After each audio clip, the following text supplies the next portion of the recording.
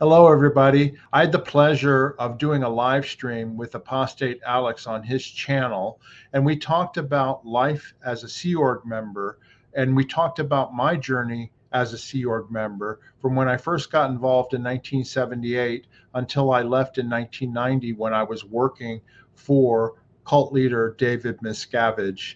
And we had some interesting discussions about life in the Sea organization and what I went through because I was sort of at the upper echelon of Sea Org staff, and I wanted to convey my experiences so they can be compared with other people's experiences in the Sea organization. I hope you find the video entertaining and informative, and I'm going to replay it now on my channel. Stay tuned.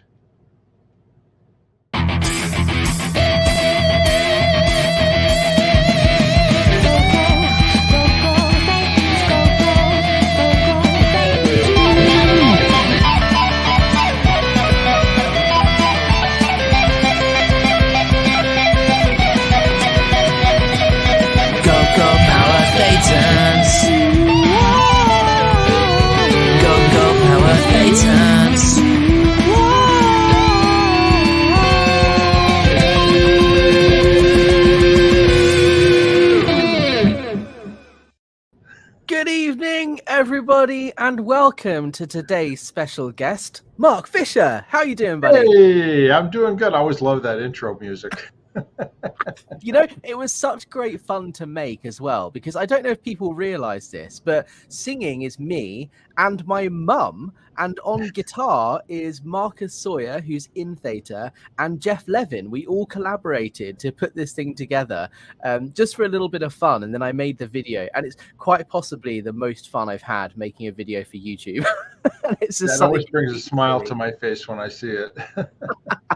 Actually, they tried to copyright strike it once, and they said, oh, this is, you know, the Power Rangers theme tune, and I made a case that it's not. We recorded it, I wrote the lyrics, it's in a slightly different key, and it all went through, so I'm all good to play it on all my videos. But look, today we are going to be talking about, this is a new series that I am starting, because a question that I get a lot is, what do staff members and Sea Org members do all day in Scientology? There's a lot of busy work, and, you know, we see staff members with protesters and stuff in LA and live streaming them walking around and not really doing much. So I thought, let's discuss what a day in the life is like for someone in Scientology, because there are some similarities in terms of schedule and CSP, clean ship program, this sort of thing, but the experience people have at different levels, at different orgs, in different posts is very, very varied. So I thought, let's just talk to a few people about what a day in the life is like of a Scientologist. And I thought you would be a great person to start with, considering you've got your own experience, but you were also Dave Miscavige's right-hand man, right? The leader of the church. You had quite a good visibility of what his day in the life was like. But before we jump into it, you wanted to give us an update about Janis from your channel, right? Yes, my co-host, Janis Gillum-Grady, she's embarked on her cruise through the Panama Canal, started in Seattle the other day and then to Portland, Oregon, and then yesterday she made it to San Francisco. Here's a picture of the ship that she's on, a Norwegian cruise liner, a little bit different than the Free Winds and a lot different than the Apollo. It looks a lot more colorful, a lot more enjoyable to be on. Yeah, and it's only 5 years old. It holds 3,500 passengers and 1,500 crew members. So pretty that's wild. Almost all of the Scientologists in the world. In the world, yeah, that's right. If they wanted to go to sea, this would be a ship for them. But anyway, and then here's Janis, and that's Cheryl Detchiff with her, and they're going under the Golden Gate Bridge yesterday. It was foggy in the afternoon. But Cheryl is an ex-Sea Org member and Scientologist and all that, and a longtime friend of ours. She was at the Gold Base for many years. And anyway, so they went under the Golden Gate Bridge. And then there's Janis. Obviously, San Francisco, it's cool, so you got to wear a sweatshirt and all, but that's the Golden Gate Bridge behind her. And then the ultimate hole and the ultimate RPF is Alcatraz Island in the San Francisco Bay. And that's Alcatraz, otherwise known as The Rock. Wow. I'd love to visit San Francisco at some point. It's on my bucket list for sure. I've been to Alcatraz. It's great to visit. I mean, it's an old prison and all that, but you get to go through it. That's where Al Capone, the Chicago gangster, was kept, and the Birdman of Alcatraz. And there's lots of historic figures that were there. But literally, you cannot swim across San Francisco Bay. It was too cold, and there were sharks, and people drowned. And it was the ultimate prison back in the day.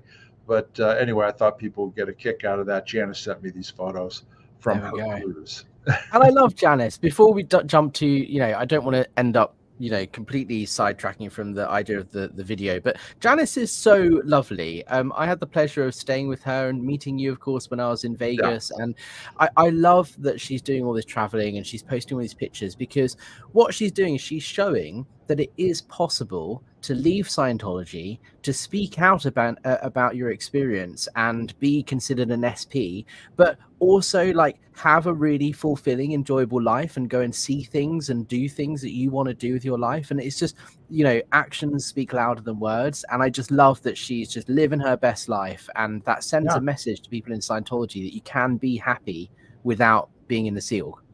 Yeah, and she's with 2 other former Sea Org members who are retired as well, and they're enjoying their time. They're going to cruise through the Panama Canal to Miami. So it's a 3-week cruise, and they're going to just enjoy themselves big time. So anyway, I thought I'd share those photos.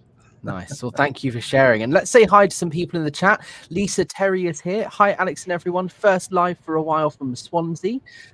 We've got Mark the Dorset SP saying evening, Alex. So we've got Howard Taylor Esquire. Hi, everyone, from deepest Devon, Dartmoor to be exact. Very nice. SP Crusader. Leanie's here saying hi, everyone. Thank you for joining. If you guys have any questions for Mark or for me, put them in the live chat and we'll bring them up towards the end. But why don't we start with your experience, Mark? Like what...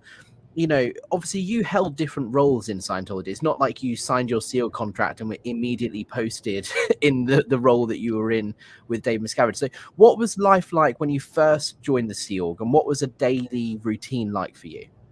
Yeah, no, absolutely. I wanted to mention, I talked to you briefly about it, was that everybody's experience was different in the Sea organization, depending upon where you were working and where you were at. Okay, so my experience is going to be different than somebody else who was maybe didn't make it up to the international management at the secret gold base.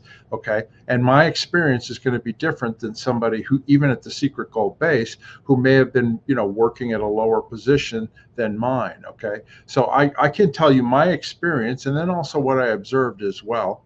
And then that'll give you a comparison when you interview other people and their experiences. That doesn't mean that it was all good, because it was not. I definitely suffered emotional and different physical abuses.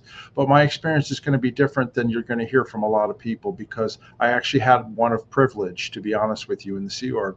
And I'm going to explain that to everybody. So yeah, when I first joined the Sea Org, when I first joined in 1978, okay, I was 19 years old. All right. And I joined and went to Clearwater, Florida, to the Flag Land Base at the time. And I went there with the purpose of going into the Commodore's Messenger organization and working for L. Ron Hubbard.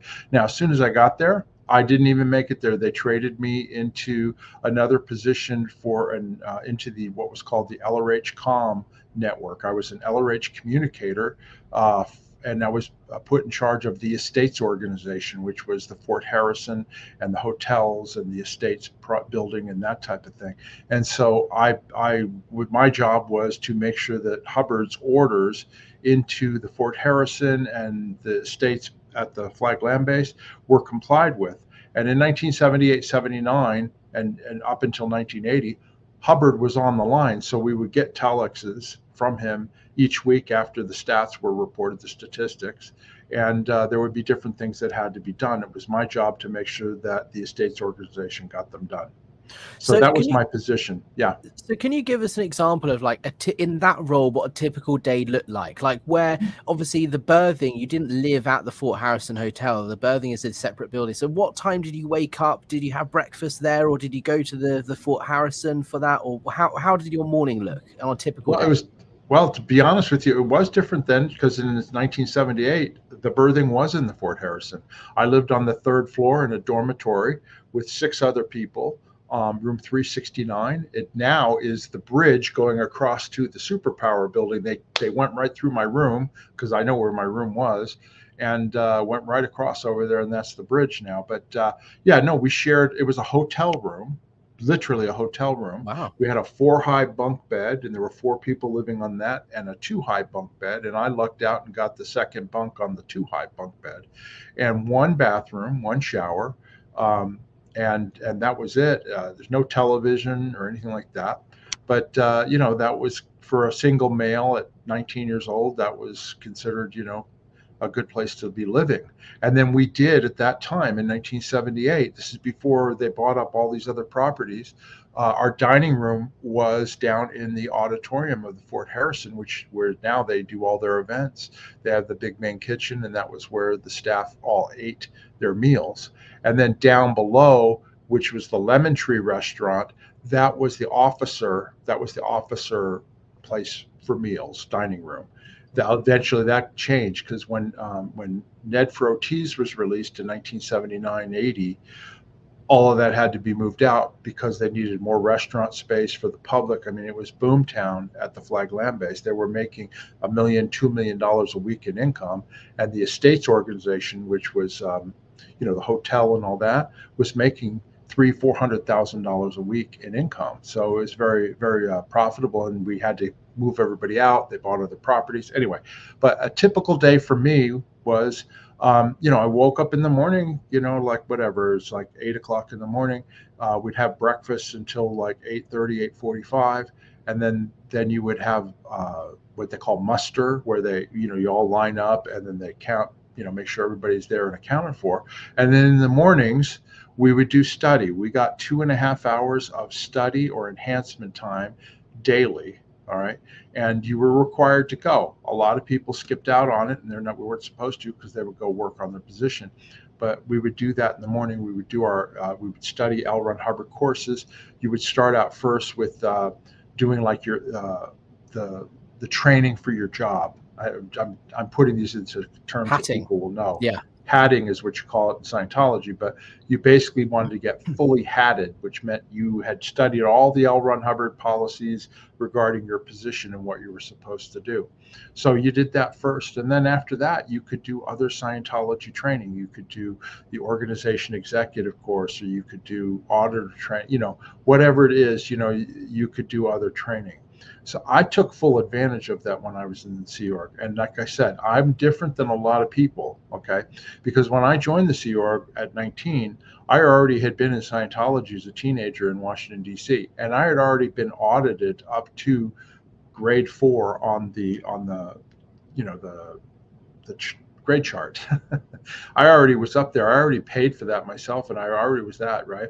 And I also had graduated from high school. So my experience was I was a high school graduate, whereas a lot of the people in the Sea Org were not educated or anything like that. I was not. I'd never gone to college. So, but I also wanted to learn. I was a very good student before I got into Scientology. So I wanted that data. I wanted that information. So for me, I went every day. And during my time in the Sea Org, I would miss it sometimes, but I actually was able to get all the way up the training side as an executive. I did the organization executive course, the flag executive briefing course. I did the data series evaluators course. Any kind of new pilot that would come down from Hubbard, like the purification rundown or key to life course, anything like that, I was one of the people that would be put on that. So I was very highly trained in Scientology administration.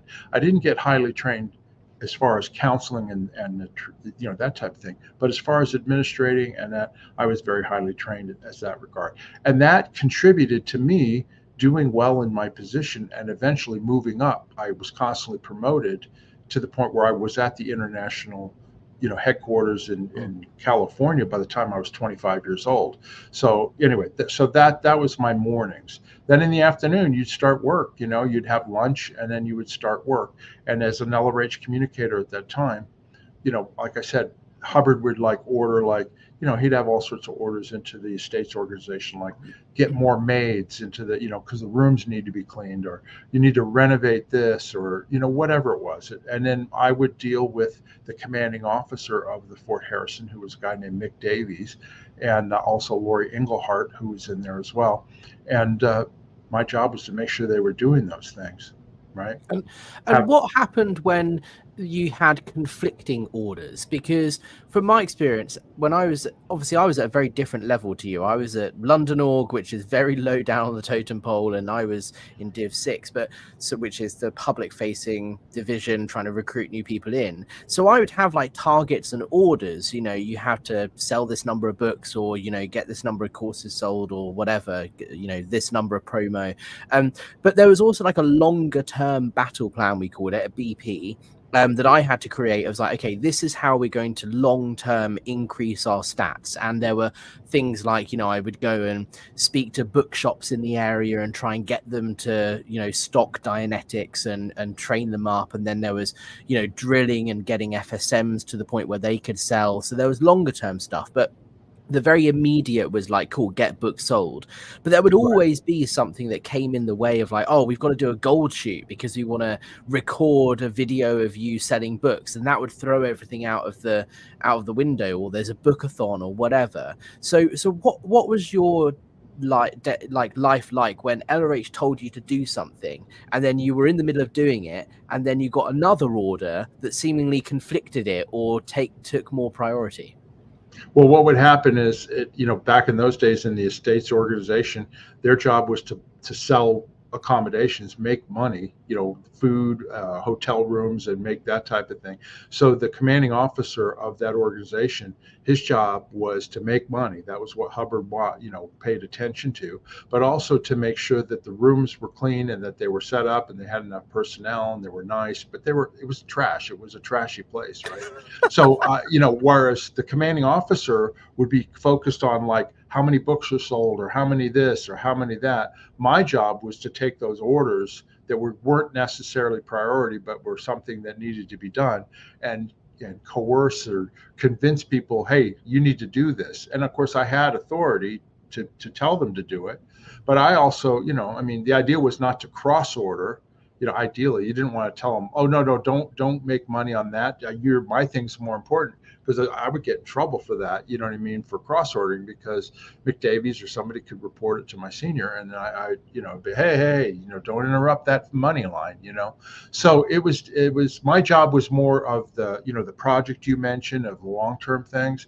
I would be more making sure that stuff got done, right?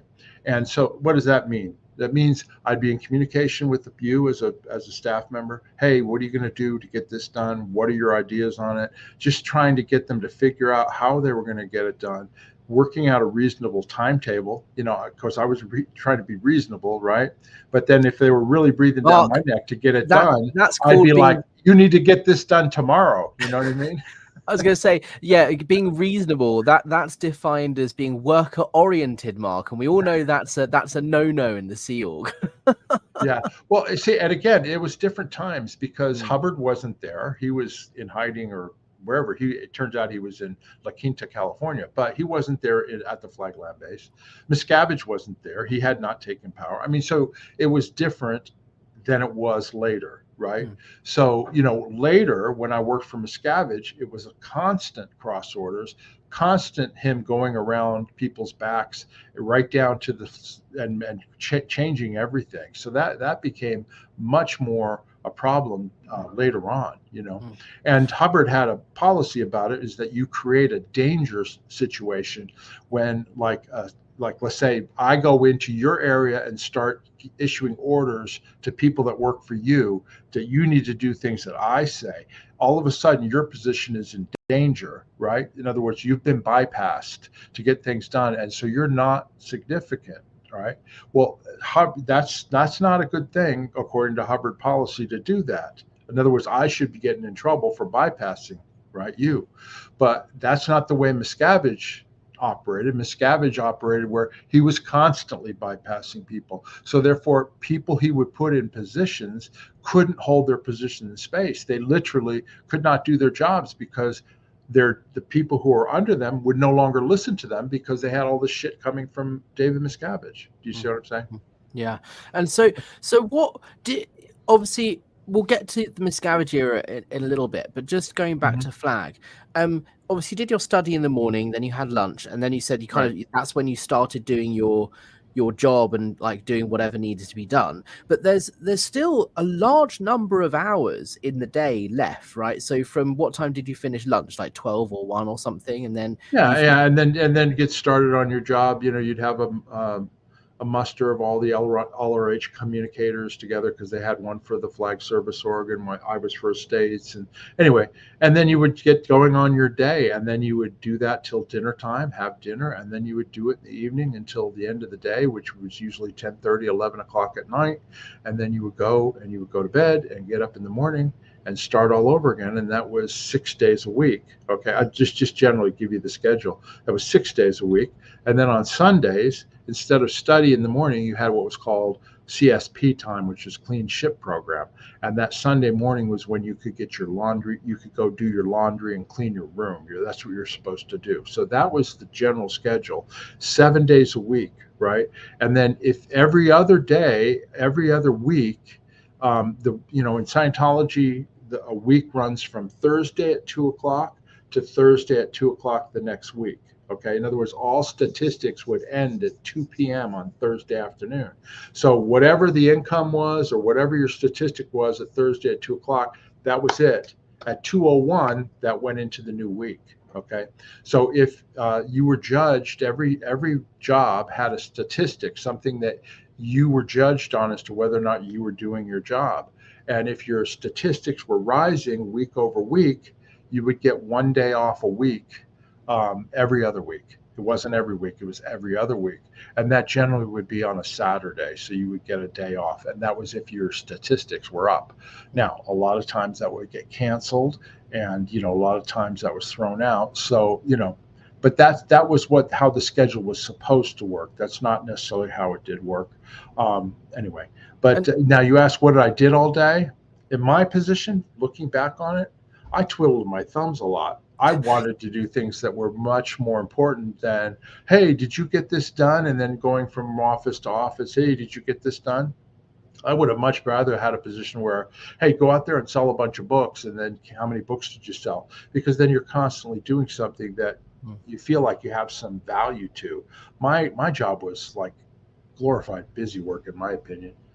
That was going to be my question was there ever a time, because from 12, 1 o'clock, whenever you finish lunch, right through until 10 at night, obviously there was a dinner break in there as well, but that's 8 to 10 hours of actual work time every single day, 6 days a week. Like, did you have enough work to fill that number of hours every week? Or, because in Scientology you get punished for twiddling your thumbs and not doing anything. Like, you always have to be productive. And even if your stats are up, if you're just sat there, doing whatever rather than working, you'll get in trouble. Was it, what was that like pre-Miscavige? Was it as strict, or were you allowed to slack off a little bit if your stats were up?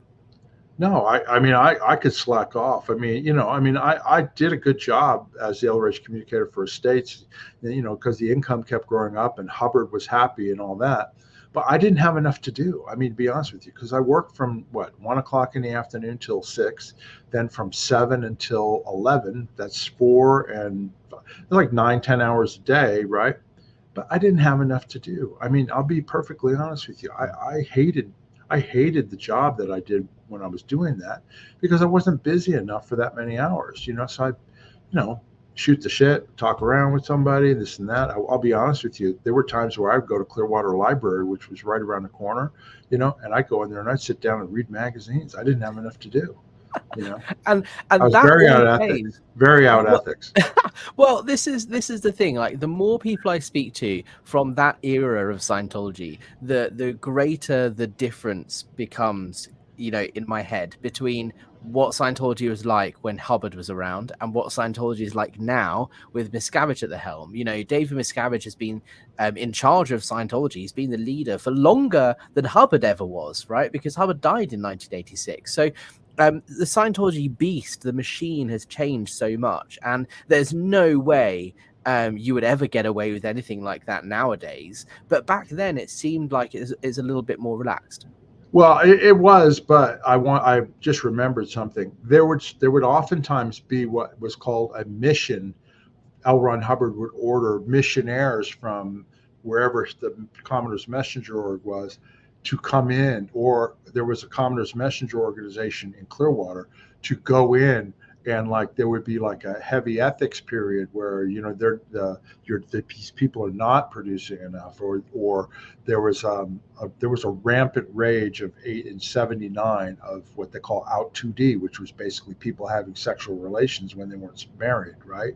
And so then there'd be these people in there, and there'd be all interrogatories, and everybody was on edge. So you were constantly on edge for stuff like that too. So it wasn't like just like, oh yeah, just kickbacks, that type of thing. It wasn't like that. And you knew that if you got caught, you'd get in trouble. So it wasn't that way. But the people who really had it hard always were the people lower on the totem pole, because they had to produce numbers, right?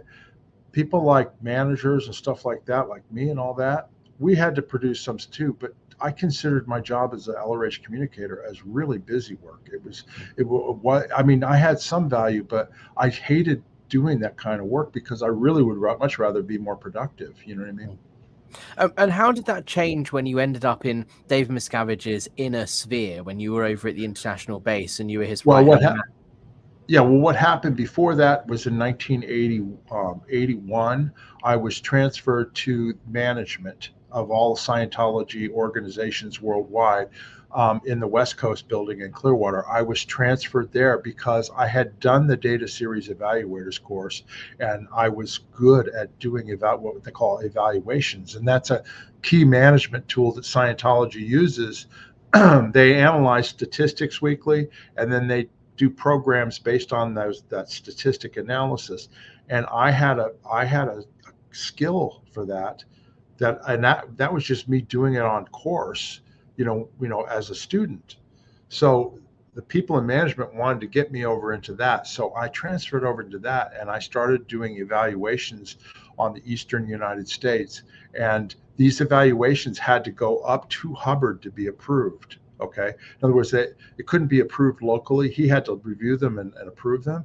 And I was the only person that could get them approved, me and maybe one or two other people. And so my talent at that was recognized. So that's when I got sent out to the international base for the first time in 1982 to do training, because they were going to turn over that job from the Watchdog Committee and Hubbard to me, where I would be the one who'd be able to approve all the evaluations that were done in Scientology. And that would be the equivalent of like the senior case supervisor for technical. And so that's when I first went to the base up at the Golden Ear Production. Then I came back to Clearwater, and then we did evaluations on every organization in the world, 144, had never been done before, and got them approved. Hubbard was in hiding off the lines at the time, but he saw a bunch of them, and he wrote that these were really good. And we sent him on his birthday, March 13th, I think it was 81 or 82. I can't remember which year exactly. We sent him a big plaque saying we had a current evaluation on every organization in the world. He was thrilled, right? So anyway, so I did really well with that, which then meant they pulled me up to international management, and that's when I actually was transferred to California to Golden Ear, to the international base. And how did your daily life differ at the Gold base? Like, did you still wake up at 8 in the morning, have muster, go to breakfast, all that? Like, was your day-to-day routine the same, or I imagine it was slightly different, because I don't imagine you were going to get 2 hours of study time every morning at the Gold base, no? Well, it differed because Watchdog Committee, the Commoner's Messenger International, and the cinema, the movie orgs at the Gilman Hot Springs property were on a night schedule, so that way they could take care of all. I mean, this is before internet or computers or anything like that. We operated by telex machine. Okay. So anyway, so our day started at 12 noon, and then we were supposed to do study, and then we worked until like 4 or 5 in the morning, and then went to bed. Okay. So it immediately flipped. Right. But what was cool when I got out there was, no uniforms there. We could wear regular clothes, because we were incognito. It was a confidential location and all that. That was nice, But that's when I was around the messengers, and that's when I met Janis. You know, when I was around, I met Janis before that, but that's when I was around Janis. That's where I was around my future wife. You used a picture of me and her on your thumbnail. She was in the Commoners Messenger organization, and that's when I was around Miscavige again. I hadn't met him before, but you know, that's when I was around him. Was up at the international base, and that this is 1982 when a lot of turmoil was happening, where they were reorganizing the corporations. And anyway, that's a whole nother story. But that's when I was up there. So there, I tried to make myself study, but it kept getting knocked out because everything was high priority. Hubbard's, we got to get this place ready for Hubbard, yada, yada, yada. Anyway. And that's where we see, I think, the change start to happen in the history of Scientology, in the pressure starts to become even more so to perform rather than to train and study. You know, I gather back in the day, it was just as important for staff to go up the bridge and to be hatted and to be trained and to actually do Scientology, equally as important as you know, performing and doing your post and doing your job. Whereas you're seeing here now, you're at the international base, it's much more important to get the job done. Your study and training and your religious experience, if you want to call it that, is now second in the priority list, and you will, you know, skip it if you need to do something to get the job done. Yeah, and then I forgot to mention too, when I was still in Clearwater, I actually went clear. I actually got on the OT levels, and I got up through OT3 when I was in Clearwater. But then when I got to the international base, Hubbard always pushed. He wanted people to train and get processed and up the bridge. And in my position, you know, I got privileges. In other words, they had a qualifications division at the base at Golden Era Productions, right? Well, because I was in a senior position at that time when I was brought up there, the Religious Technology Center was just starting. And my position approving evaluations was in that organization. So I was a high priority along with the other people in Religious Technology Center to get auditing and processing and that type of thing. So like I said, I had a much more privileged life. We had better food, you know, we had better berthing, better accommodations. We got paid the same as everybody else. There wasn't any bonuses in that time, but I don't ever remember our pay being taken away. And but we were expected to work long hours and that type of thing. But Hubbard was in hiding, and you know, he was gone. And so people like Miscavige and other senior executives, it wasn't you know, it was normal that they would say, we're staying up, we're doing an all-nighter for 3 nights to get some priority done for Hubbard, you know. So then how are you going to study when you're up all night for 3 nights? You know what I mean? So that's where it fell out. And was so Miscavige, this is before Miscavige formally took over and there was a whole coup and, you know, became the leader. So he was a senior management executive, but he wasn't the leader in charge. So at this time, what was his schedule like? Was it the same as yours? He'd wake up and he'd do the all-nighters with you, or would he order the all-nighters and then go to bed himself? Because that's what he does now. Yeah, well, here's how it worked. Okay, just briefly. At the time when I came up in '82, right? I then, this is a whole other story, but you don't need to go into tremendous detail. But this was when everything was changing in Scientology as far as management. You know, getting rid of all the missions in Scientology, getting rid of David Mayo, the senior. There was huge getting rid of all the SPs. You know. So there was a big committee of evidence, which is a Scientology justice action, against all the senior managers down in Clearwater that I used to work for. And I was made a jury member on this committee of evidence, right? And this was all ordered by Hubbard and Miscavige. They were the ones behind it. Well, I thought it was complete BS. I went, this is ridiculous, because they were going like, oh, this is all false, and they're trying to, corrupt Scientology and take it over and all that. It was all BS, right? Because I was there, I saw it. It was BS. So I was supposed to be a jury member, right? Well, in Scientology, you know, committee of evidence is really a kangaroo court. You're given a set of charges and you're supposed to find the people guilty. Well, I'm sitting here, you know, I was 18 people, all people that I knew. I'm listening to this, I'm going, this is crazy. Well, that was coming up in my auditing sessions, going like, this is nuts. Well, reports were then turned in to Miscavige and RTC that, hey, Mark Fisher's disaffected. You know what I mean? He's not with the program. So I got taken off that committee and I was put down doing manual labor. And then I was eventually sent to the RPF, the Rehabilitation Project Force, down in Los Angeles. I was basically kicked out, and I'll never forget Miscavige, who was not my senior or anything like that. He just was a senior messenger, coming down when I was working on the grounds down in what we used to be called the G units. He rode up on his motorcycle and got right in my face and basically chewed me out for being disaffected and this and that, blah, blah, blah, blah, blah, and then drove off. And next thing I knew, I was down in California on the Rehabilitation Project Force. So we have a situation here where you're waking up early and spending 12 or more hours a day doing hard manual labor as punishment. And David Miscavige has a little bit of a lighter schedule and a little bit more seniority. And instead of just doing his own job, he comes along and berates you and insults you while you're doing your punishment. Well, here's the thing. He actually was working around, a long schedule too, because at that time, he was the chairman of the board of Author Services, which was L. Ron Hubbard's for-profit corporation that they set up in 1982 in Hollywood to handle his book sales and movies and this and that, right? And it was a for-profit corporation.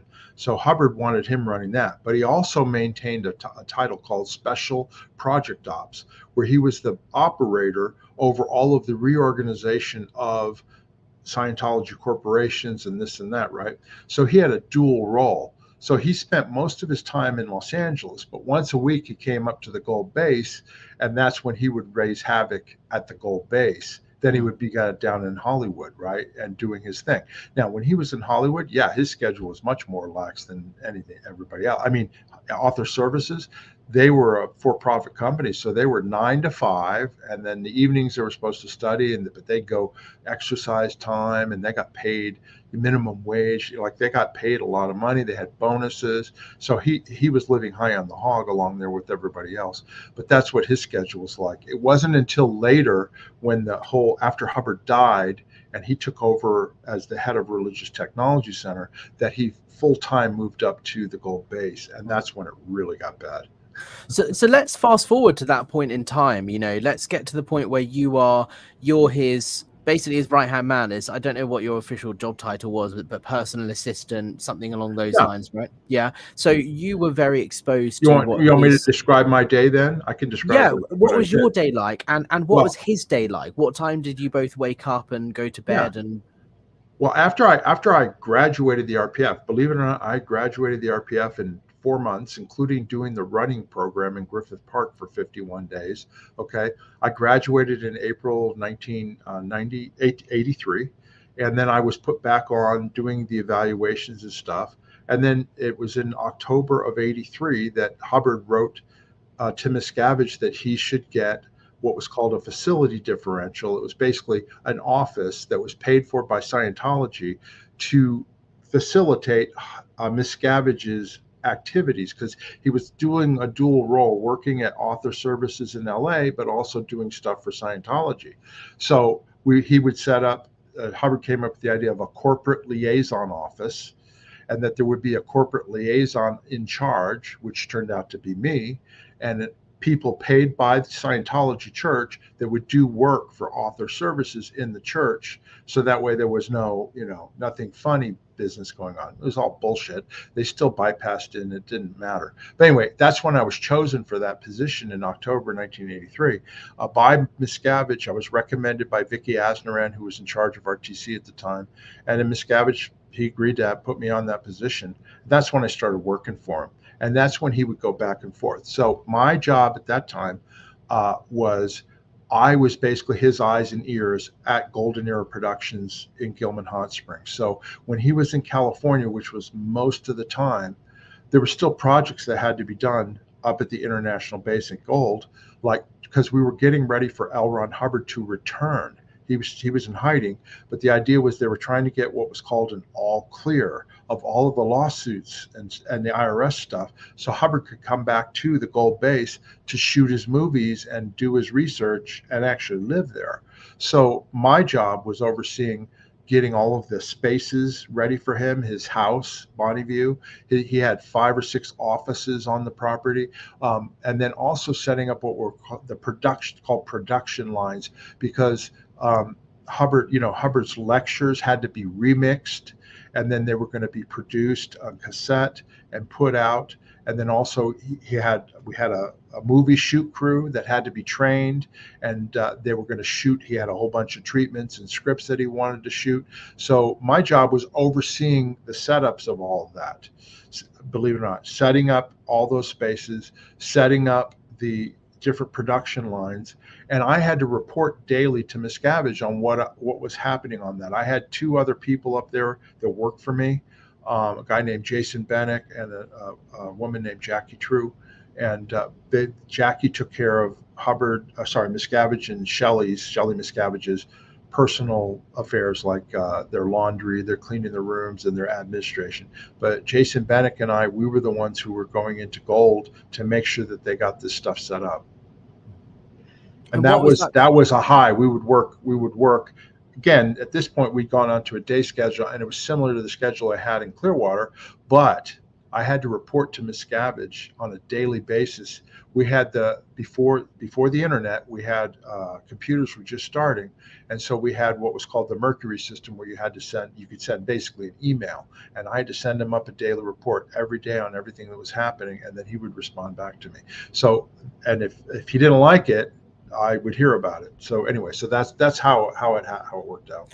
And your schedule was the same in terms of waking up at 8, doing breakfast. Obviously, you skipped study a lot of the time, but then you'd have lunch and you would work until 10 or 11 at night and then go to bed. Or was it a little bit elongated? It was the same. No, that's how it was. But then when he would come up to the gold base at that point, like once a month. Later, it became every week, right? But once a month. So when he came up to the base, we were on call the whole time. And my goal when he came up, him and Shelley came from California, from Hollywood up to the base, which was about a 90-minute drive, was what we called a flapless weekend, meaning a flap is something blowing up and him getting pissed off and blowing up, right? So my job was making sure I made sure the base looked immaculate, that anything that he planned on doing when he was there was set up, ready for him to look at and approve. Like he would approve, lecture mixes and different things, and the renovations that were going on, he would go and inspect. And so I did a good job if he didn't blow up. Yeah. Which I can imagine. If he blew up, then I would. I can imagine that got increasingly more difficult as he gained more power within the organization and rose the ranks, because it's very clear now that he has a very tight grip on Scientology and whatever he says goes. But at this time, when there was a power struggle going on, he wasn't quite the one ultimately in charge. There was probably Hubbard a little bit more. Around. Yeah, exactly. So what did Miscavige's schedule day to day look like at that time? Like, was he also on an 8 a.m. to 11 p.m. schedule, or what was he doing? If we were on the day schedule, or sometimes like we would go back to a night schedule sometimes. But his schedule was different than other people, because like us in our office, right? He'd get up at noon, not 8 o'clock in the morning. He didn't go to study. He would have his meals, he'd do what whatever he was doing. And then he would work till like 2, 3 in the morning. Okay. And so like me and my staff, we had to stay up until he went to bed. Okay. And I'll never forget this. He had 2 dogs. He had Chesley and Chelsea, 2 beagles. And either me or the other girls that worked in the office, they had to walk the dogs, and they had to make sure the dogs did their business before you put them in Dave and Shelley's bedroom, right? Before we could go to bed. So please tell me their official job title was dog poop, I see. No, it wasn't, but they had to do that. But here's the thing. So like if he went to bed at 2, 3, 4 in the morning, we had to stay up, and I'd be sitting at my desk trying to stay awake, because there's not a worse feeling than trying to keep yourself awake when you're like dog tired. Because if you walked in and you saw you sleeping, he'd be really pissed off, right? But then we had to get up at 8 o'clock in the morning. Didn't matter. He'd sleep till noon.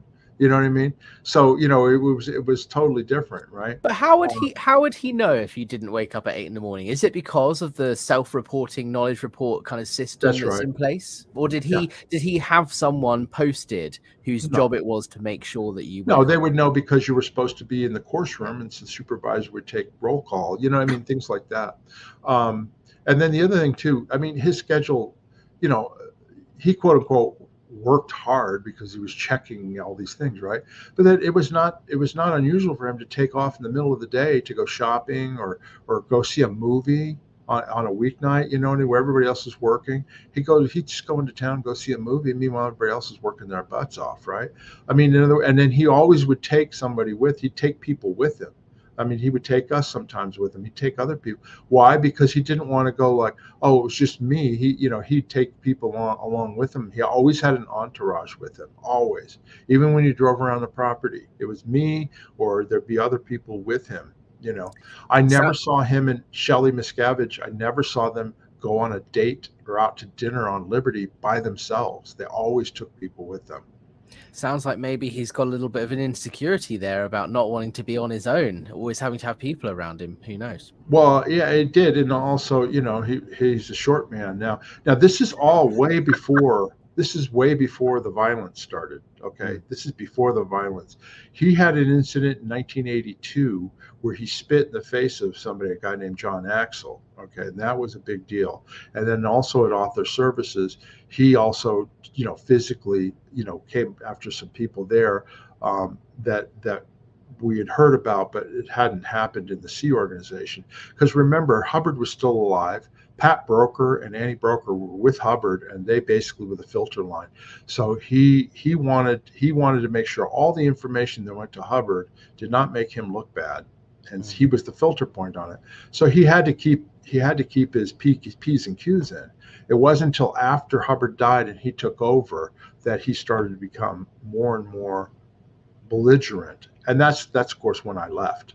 You know what I mean? Because he physically attacked me, and that was the last straw for me. I was not going to put up with that. So we're not. I moved jumping ahead, but basically, if you wanted to know the schedule, now I wanted to tell you a couple things too about me working for Hubbard me working for Miscavige. Is once he moved up to the international base and took over Religious Technology Center, there was no way he was going to take a pay cut from what he was getting at Author Services. He got big bonuses out there at Author Services, and so did the rest of the staff. In other words, he always would include them, but of course his bonuses and Shelley's were the most. So they had to set up a bonus system for Religious Technology Center and then also for CMO International. Sorry to interject, but do you remember roughly how much like the bonuses were off the top of your head? I do. Yeah, I do. Well, let me tell you. So we got paid our, the same as everybody else. I think it was $24 a month at that point, right? Wow. But then once a month we would get monthly bonuses, and it was based off the Miscavige's bonus was based off of the increase in Sea Org reserves. In other words, how much money was in the bank account that they just kept stacking up. And if it was increasing, he was up stat. And then the bonus system was a percentage of that increase. And then that would be put into a pool, right? A pool of money. And then each position had different units assigned to it. So like he had the most units and the dishwasher had the fewest units, right? So if a unit was worth $10 and you had one unit, you got $10. But if you had 1,000 units, you got $1,000, or $10,000. You know what I'm saying? But anyway, his and Shelley's bonuses when I was there, my bonuses were about $1,500 to $2,000 a month working for him. His was more like $3,000 to $4,000 a month, plus Shelley's was about $2,000. They were making $6,000 to $7,000 a month, almost $100,000 a year when I was working there. And that was in the 1980s, right? So accounting for inflation, that's probably a lot more in today's money. Right, and if you think about it too, everything else is paid for. All your food, your clothing, your berthing. You have no expenses, so that's just money that goes straight into your bank account. Like for me personally, the time that I worked for him from 1983 until 1990. During those 7 years, I had $26,000 in my savings account, cash. I paid $7,000 for a used car, cash. I was married. My wife made $24, and every once in a while she'd get a bonus from CMO International. But majority of the money was mine, right? So when I left, um, when I finally left in 1990, I think we had $18,000 left in our account. I wrote her a check for $9,000 so that I could get the hell out, and I took my 9,000 because she wouldn't leave with me, you know. So like I said, I had much more of a privileged position. I was not like somebody in gold who had their pay taken away. I never was on rice and beans. You know what I mean? So that's why I say, and I abhor it. Now in retrospect, it's all bad, right? But at the time, you're like, well, I'm making this money, and I felt that I earned it because I was dedicated to the cause. You know what I mean? But yeah, But also, I had a much more privileged existence. yeah, but also this was pre all of the big changes, right? Like obviously there were lots of changes going on, but Miscavige was in a different position then. It's even when he Right. took over and he was leading, like the abuse and the tight grip that he held on management and the control of Scientology, it over time got progressively worse and worse. And Yes. you telling me about him traveling, for example, to the gold base from LA. Me as a Scientologist would look at that as almost a waste of time. Like, obviously you've got to get there, but if you're traveling in a car for an hour and a half, it was instilled in me that you need to make every minute of every day Well, produce. So you hold can't on. just be sitting in a car for an hour and a half. Like you've got to be doing something while you're in the car. Like, can you be, Well, here's how they justify it. Here's what he would do. He'd listen to L. Ron Hubbard lectures that were being that was his mixed study time in his car for the 90 minutes. Or Shelley wouldn't drive. He would drive, right? It'd be him and Shelley, right? But he would always have his trunk was full of banker's boxes that we took in of different things and work that he had. But we got Mark Yeager, who was the commanding officer of the Commoner's Messenger Org and also the chairman of Watchdog Committee. He had a van. And he had a captain's chair put in the back of the van so that his assistant could drive him when he had to go to LA, and he could sit in the back in the captain's chair and continue going through submissions that he had to review during that 90-minute drive. So yeah, it was believed that you don't want to waste any time. That's how crazy it was. And of course, you didn't get time off. Now the other thing I wanted to mention too, as far as Miscavige, right, was when he was in California, in LA, when he was in Hollywood in LA and not at the base, he would be gone sometimes for months. And it would just be my reports back and forth. You can talk to people that were around in those days. That it was much, much better at the gold base during those times because he wasn't around messing everything up. But also you had a normal schedule. You got your study time, you got exercise time, got liberty and all that. It was only when he came up there full time that all started going away again, and you were working around the clock and this and that. So it's with Miscavige is one thing, and when he's not there is another. And so for me, as like a lower level staff member, like I'm so low on the totem pole in comparison to international management and Miscavige and all of that. So, but our expectation and what I was led to believe was Miscavige is, the most important person on planet Earth. Obviously L. Ron Hubbard is more important, but he's dead. So Miscavige is the only one who is really making a difference in this world. And so therefore anything he says or does is super, super important. And he is to be incredibly respected because he spends every second of every day working hard to forward the aims of Scientology or expand or whatever. And so, his schedule is to be respected. He works harder than everybody else. He works more hours than everybody else.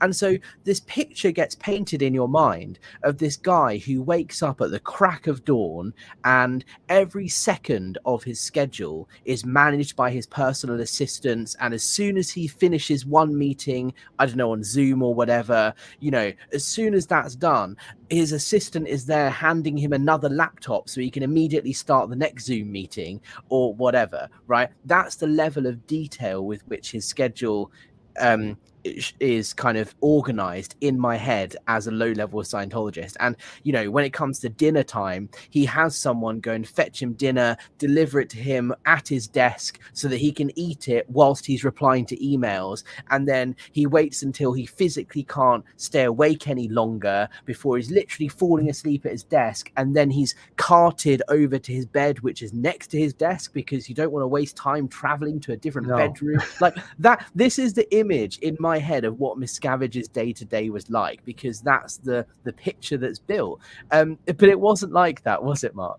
No, and it also was not as extravagant as it became after I left, because during that time, even when he took over RTC, Religious Technology Center, after Hubbard died, he flew economy like everybody. I mean, like when they had to go somewhere, he flew economy. It was not first class, and then there was absolutely no private jets. He ate in the dining room with us. We all shared a table together. You know what I mean? And he ate with everybody else. It wasn't like he had his private chef and his private this, his private that. I mean, we took care, meaning me and the people in my office, we cleaned his room, we did his laundry, and we took care of his administrative needs, right? But when we talk about his room, it was just a room in the villas. That was just one room with a bathroom, like a hotel room unit. Yeah, it was nice, and he fixed it up, and he had a great stereo and all that sort of thing. But like, I had to go wake him up. Like, he couldn't wake up in the morning, so I would have to physically go into his room and wake him up. There was a whole procedure. I had to do this for several months. And it was a whole procedure. Like, he couldn't wake up to an alarm clock. He and Shelly would be in bed, and I'd have to come into their room and come around and shake him and wake him up and have his coffee ready for him. Do you know what I mean? So it wasn't anyway. But it got worse. And then what I heard was, after I left in 1990, up until the time that the IRS tax exemption happened in 92 or 93, he was very frugal about what he spent and what he spent on himself. But then once they had that, then it was like, I've got to be, there's Misha for you. Hold on. I understand he then, raised his salaries and started flying private jets and doing all this stuff as a leader of a religion. See, the thing is that if he had done that when he first took over RTC and all that, all of us were there were still senior messengers who were senior to him in the Commodore's Messenger Org, like Janis, and other people who'd been around Hubbard for years. And we would have gone like, what are you, nuts? Hubbard would have never approved that. Do you know what I mean? Hubbard didn't fly first class on stuff. You know what I mean? So he couldn't get away with that. Anyway. So what I'm just thinking we should start wrapping up, because we are approaching an hour, and then we'll do some questions in a second. But I think, to sum up, like, what does David Miscavige actually do, like, day to day, right? I'm getting the picture that he wakes up really late, he loafs around, when he's ready he goes and then causes some terror and tries to bypass management and handle some flap and shout at people and abuse them. And then when he's done, he loafs off, plays the Xbox, and goes to bed really late. Like, what's his actual, what does he do? I will say, when I was there up until 1990, right, when I worked for him, he did put in hours. I mean, he did work. What his day consisted of was he had to approve everything in Scientology. So that meant, from the smallest little detail of a design, to all the lectures, to the books, to you name it. So he constantly had banker's boxes of submissions of things next to his desk that he had to go through personally. This was his choice, to make sure that they were perfect in the way that he wanted them, right? And then if he went through it and he didn't like it, it'd be all hell would break loose, and he'd order everybody up into his office so he could berate them and throw the box at them and get rid of it. You're wasting my time. So that happened on a routine basis. He then, at the old base, he then would get on his motorbike and drive down to see what renovations or new building that was being built.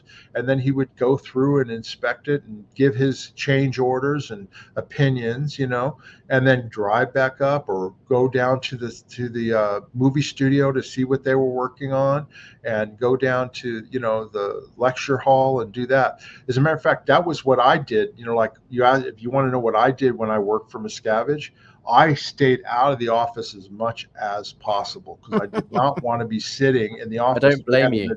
We had an adjoining office with an adjoining door.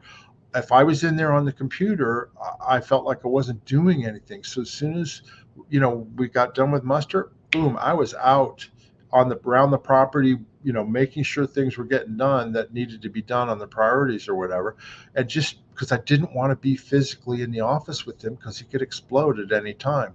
And in those days, we didn't have cell phones. I had to have a pager, a beeper, right? And this wasn't like a digital beeper. It was just one that would go beep, beep, beep, beep, beep, beep. One beep was Dave, two beeps was Shelly, and all that. And I hated when that beeper went off because that meant I had to get to a phone call, and then I had to come up to the office to find out whatever he'd be exploding about something, and I had to sit there and listen to him explode and not take it personally because he'd be yelling full volume at me about something I had nothing to do with. You know what I mean? But that's how I lasted in that job, is because I could sit there and I'd tell him, sir, I'll take care of it. I'll handle it. Let me handle it. I'll go see the people and I'll get it sorted out. And I did. And I had a reputation for being the good cop. When he went in and did the bad cop, I was the good cop that went in there and said, hey, Alex, let's figure out how we can get this done. Okay. What do you need? Do you need money? Okay. I'll make sure that you get the money. Do you need this? That's me. I never yelled at anybody. As a matter of fact, they got mad at me, Shelly and Dave did, because I didn't blow up or get mad at people. I didn't yell, Anyway, that's enough of that. So would you say that it's fair to say that without Miscavige, like the structure and the organization of the Church of Scientology is such that if he was removed from the picture, it would still continue operating as it currently, he's not needed in terms of, he likes to personally micromanage everything. But if he didn't do that, things would still get done and the organization would still continue, right? Like he is in a useless role that is completely self-fulfilling. He wants to feel important. Things would get done, but I mean, he's basically the person making sure that it gets done. He's the ultimate bulldog. You know what I mean? Hubbard set up the structure of how a Scientology organization is supposed to run and what statistics they have and this and that would probably continue. But somebody's, he's up there driving the ship at the top and, causing whatever trouble it is. Scientology would be a lot different if he had never taken over. It would be a lot different. There wouldn't have been, that's the other thing too, is he was involved in all the legal and OSA stuff, the fair gaming, all the PIs and all that. That's all stuff that I was not part of. That was that was Marty Rathbun. And that was DM. Whenever Marty went in DM's office, the door shut between ours and I never knew what was going on. And that was a whole nother world that he ran. Do you know what I mean? And Miscavige needs a fight. He's always fighting something and he loves that fight, Yeah, absolutely. Well, Mark, thank you so much. I think this has been really interesting. It's been fascinating to hear what life was like at the Gold Base and being so close to Miscavige and how your schedule has changed. Yeah, I was going to get to that in a second. I was going to say how your schedule has changed from being at Flag to being at Gold to then how it changed when Miscavige took over. So thank you so much. Let's look through some of these comments. SP Crusader here. I think this is a question for Janis, actually. I don't know if you might be able to answer on her behalf, but do you remember Joyce from the ship? She married Gary Earl, who went on to work on a Reconnection magazine that John Atack was involved with. But we can pass that on to Janis. I can text her and see what she says. Educon here says, a burning question for Mark. I remember he said on a stream he had family involved with another cult. Was it Ramtha? If it was, was he connected to Mark Vicente from Nexium, who was also in Ramtha? No, my father got involved with my father and his second wife, my stepmother, got involved with Ramtha, as well as my younger brother, who then eventually left. And Ramtha is Jay-Z Knight. It's a channeling. She channels some ancient warrior named Ramtha. And my dad died in 1996. And so, but I don't know about Mark Vincenti. I don't know anything about that. Okay. He was in The Vow, the Amazon Prime documentary. Yeah, I know who he is. Oh, but it was, you weren't but he connected. didn't know Right. Ramtha. Yeah. Okay, fair. Lisa Terry, when you join in your teens, if your parents never been in, do you still have permission to speak to them? I mean, yes, as long as they're not attacking Scientology or being anti-Scientology, you can speak to them. They don't even have to be in Scientology at all.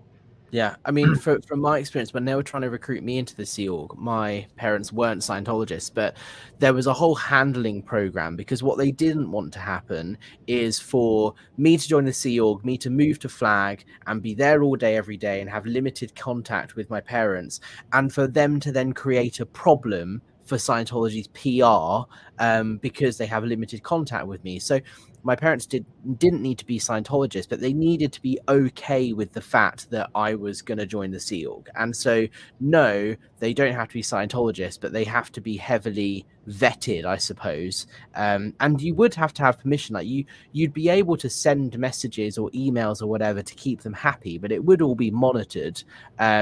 And it's not like you could just pick up the phone and give them a call at them in the middle of the day, because someone will shout at you for HENR or whatever. Like, you need to be working and being productive. Yeah, and my dad was a Scientologist when he's the one who got me in Scientology. My mother was not, but I had graduated high school and was an adult, so I could make my own decisions. I didn't need my parents to approve it. Mm-hmm. All right. Jessica LaBarber says, Mark Fisher, great to see you. Hi, Jessica. And we've got L. Ron Hubbard himself here in the chat. So many thumb twiddlers. That's the reason we can't clear the planet. At least Alex was a top bookseller. Hey, listen, I complain all the time to myself. A lot of people left the Sea Org with a skill that they could use in the real world. You know what I mean? Either as a salesman or like Mark Headley in cinema, and my friend Tom Provenzano was a cameraman and eventually worked in Hollywood. I mean, they came away with carpentry skills. John Brousseau, he could do anything from cars to this and that. Now, I had no skills in that regard that were basically transferable because I was basically a pencil pusher. Yeah, it's difficult, I think. But I don't know if I agree with that. I don't know why I said yes, because you do have transferable skills.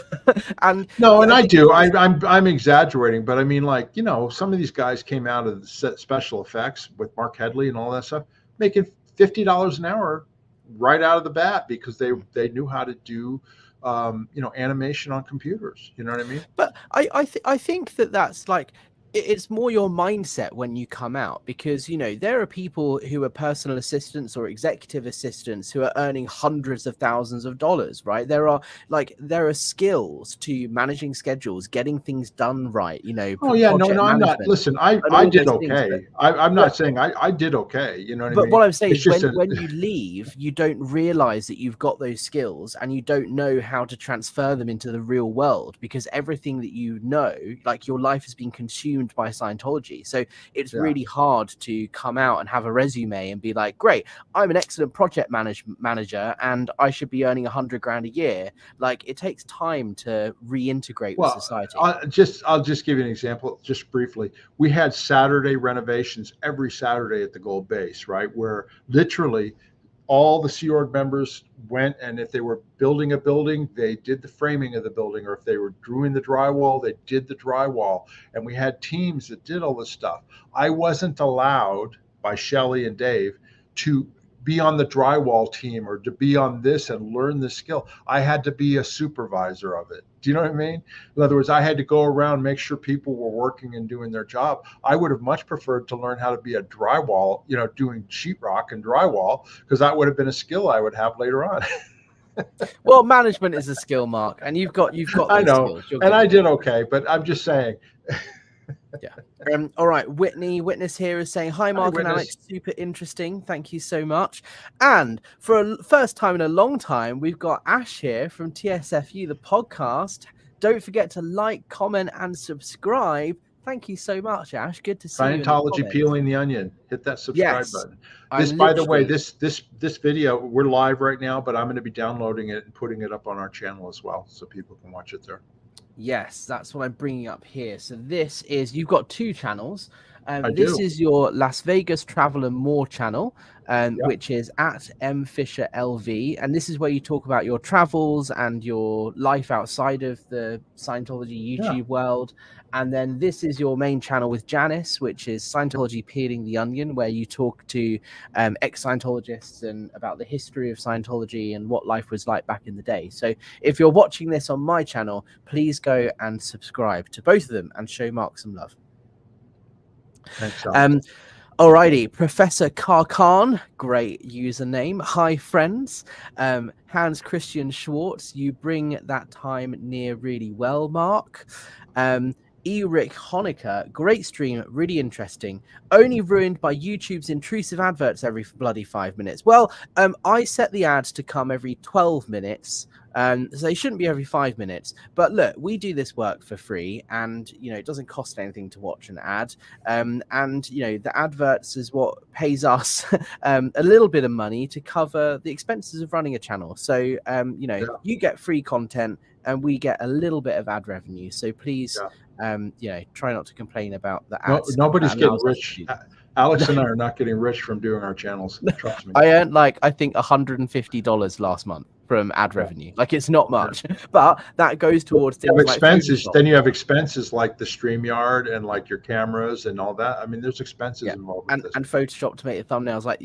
It's not cheap, but it's appreciated. And if you want to support the channel, you can buy me a coffee, PayPal. You've got merch as well that you share on your channel regularly, Mark. So there's ways of supporting the channel. But if you don't want to contribute financially, just watching an ad helps us out. So there we go. Jessica LaBarber here says, funny, my strategy at Gold Base was exactly the same in 88 to 91, sorry. Stay as far away from DM as I possibly could. And then the final comment, and I will attest to the fact that Mark did all he could to make life easier for the rest of us. Oh, thank you, Jessica. I appreciate that. Do you remember Jessica? Did you work with her? I don't. Maybe that's not her same last name. I don't know. I don't remember where she worked and all that. But that's okay. I'm getting old, so I don't remember everybody. Well, it's nothing against Jessica. I just don't remember. It's a compliment. It's good, and that's proof of what you said about being the good cop, and even in the face of adversity, and Miscavige really pushing down hard on his staff members and ruling with an iron fist. There are some people, and you were clearly one of them, that went around and said, "Hey guys, let's keep focused. We're trying to achieve a mission here. I know it's horrible and it's hard, but how can we work with you collaboratively?" Which I think is a better approach anyway. So that's just evidence of your kind heart. And she just gave us a super sticker. I don't know whether that's your channel or mine, but thank you so much. I appreciate it. Oh yeah, because we're streaming on mine. Okay, right. Well, thank you very much. Last comment here. She just says, I was on the e-meter line when the Mark Super 7 push was on, then later RPF'd. Okay, well then I would have known her in HEM. It was called HEM, which was the Hubbard e-meters. We moved it. Janis and I actually moved it from California to the Gold Base, and then eventually into what was called Building 36. And I was involved with the whole Mark 7, all the different colors and the plating and all that, Wow, there we go. And if you guys want to hear more about Mark's story, we did a couple of interviews on my channel, haven't we, where we talk about your journey in and out of Scientology, and we go into depth of all that sort of stuff. So go and check them out. And obviously, and also briefly, I just wanted to mention, since Janis is gone for 3 weeks, I'm going to be doing a couple of shows. One I'm going to do myself about setting up the base for Hubbard's return in the early 1980s, getting all of his office spaces and what I had to do all that stuff. And then the separate one will be about setting up the different production lines, like the audio, the mixing lines, the cinema lines, the sound recording lines, and all that, and what all was involved with that, because I was intimately involved with all that stuff, and I think people might find it interesting. So absolutely. Well, Mark, thank you so much for joining me. I think this has been really, really insightful. And like I said, this is the start of a new series for me. So I'm going to be interviewing people from all over the spectrum of the Scientology org board about what their life was like on the day-to-day as a Scientologist. So stay tuned. There will be more of these. And if you've got any questions for me or Mark, leave them in the comments down below. And how do people get in touch with you if they want to send you a message, or say Jessica wants to reach out? How does she do that? My email address is markfisher57@gmail.com. That's markfisher57@gmail.com. I just wanted to mention one last thing about this, because Sure. I'm not trying to paint my life as great when it was in the Sea Org, but I, had left, and then I had nothing to compare it to.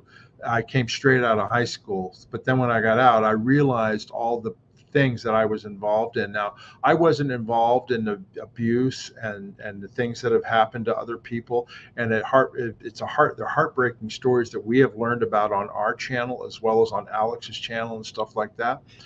It was not something that I was aware of, but my heart goes out to those people, and that's one of the reasons why we speak out now. So when I paint the picture of what my life was like working in the Sea Org, trust me, I was under a lot of emotional and physical stress, including at the very end, that my wife taken away from me and put in the RPF, having to escape 3 times and had to come back, Miscavige physically beating me up. So, trust me, I had my share of abuse too, and I'm not uncaring towards those who also, were in lower positions and didn't get paid and ate rice and beans and had to stay up all night and slept in really bad quarters. So I'm very, very sympathetic towards that, and I'm sorry that happened to those people. But I just wanted to paint that. The picture that I paint was more the upper echelon in terms of the way things were.